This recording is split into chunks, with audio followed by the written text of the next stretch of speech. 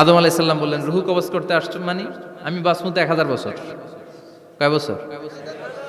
মালাকুল মাউত বললেন, না না, ওই যে আগের কথা স্মরণ করেন, আপনি 60 বছর দিয়া দিছিলেন। কয় না, আমি দেই নাই, আমি আরো বাঁচুম।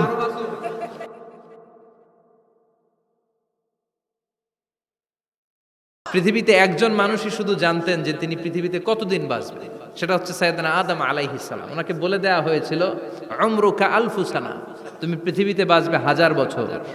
কয় বছর? সাইয়েদনা আদমের সামনে অনেকগুলো রুহু রাখা হলো। সাইয়েদনা আদম বললেন, এরা কারা? আল্লাহ বললেন, এরা হচ্ছে নাসালুক, তোমার বংশধর, পৃথিবীতে তোমার পর এরা পৃথিবীতে আসবে। সাইয়েদনা আদম বললেন, আল্লাহ, ওই যে একটা রুহু দেখা যায়, এটার নাম কি?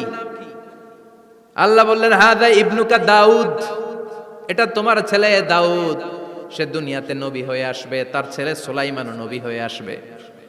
সাইয়েদনা আদম বললেন, মাবুদ, আমার ছেলে দাউদের কত বছর হায়াত আপনি দিয়েছেন? আল্লাহ বললেন, 40 সানা, মাত্র 40 বছর, 4 ইয়ার্স, 40 বছর তোমার ছেলেটা বাঁচবে।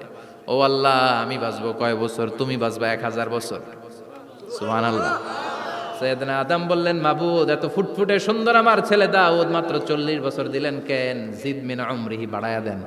কি করেন? সুপারিশ করতেছে পোলার লাইগা। কে? বাবা। আল্লাহ, আপনি বাড়ায়া দেন। আল্লাহকে বাড়ানো যাবে না, লেখা হয়ে গেছে। রুফিআতিল আকলাম ওয়া জাফফাতিস সুহুফ, কলম তুলে নেওয়া হয়েছে আর কালি শুকায় গেছে, আর কিছু করা যাবে? সাইয়েদনা আদম বললেন, মাবুদ, আমার 1000 বছর কেন দিলেন? আমার এই সুন্দর ফুটফুটে ছেলেটারে মাত্র শুধুমাত্র 40 বছর কেন দিলেন? ও মাবুদ, আমার 1000 বছরের দরকার নাই, আমার 1000 বছর থেকে 60 বছর আমি আমার ছেলেরে দিয়ে দিলাম। দাউদ আলাইহিস সালাম বাঁচবে 40 বছর, তো বাপ আদম যদি আরো 60 দেয়, 40 আর 60 মিলে কত হয়? 100। ভালো হিসাব বোঝে, 100। আর আদম আলাইহিস সালাম পেয়েছিলেন 1000 বছর, 60 কমে গেলে রইল কত? 940 বছর পৃথিবীতে থাকার পরে মালাকুল মাউত চলে এসেছে। কারণ এটা on time, the death will come on time, it never late, কখনো দেরি হয় না। আল্লাহ বললেন, লিকুল্লি উম্মাতিন আজালুন ফাইদা জাআ আজালুহুম লা ইস্তাখিরুনা সাআতান ওয়া লা ইস্তাকদিমুন। মৃত্যুর একটা নির্ধারিত সময় আমি বেঁধে দিয়েছি, অন টাইম। অন টাইমেই চলে আসে, 1 সেকেন্ড আগেও আসবে না, 1 সেকেন্ড পরেও আসবে না। 940 বছর বয়সে মালাকুল মাউত এসে হাজির, এসে বলল, জিইতু আন আকবাদা রূহাক, রূহ কবজ করতে আসছি। আদম আলাইহিস সালাম বললেন, রূহ কবজ করতে আসছো মানে?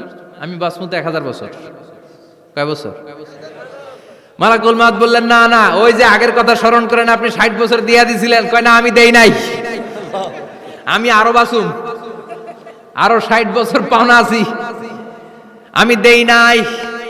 মালাকুল মাউত বললেন, আপনি দিয়েছেন? আদম বলে, দেই নাই। মালাকুল মাউত বলে, আল্লাহ, ঘটনা দেখেন। দিয়া কয়, দেই নাই। আল্লাহ কয়, থাক, কথা কইস না, আয়া পড়। সুবহানাল্লাহ পড়েন।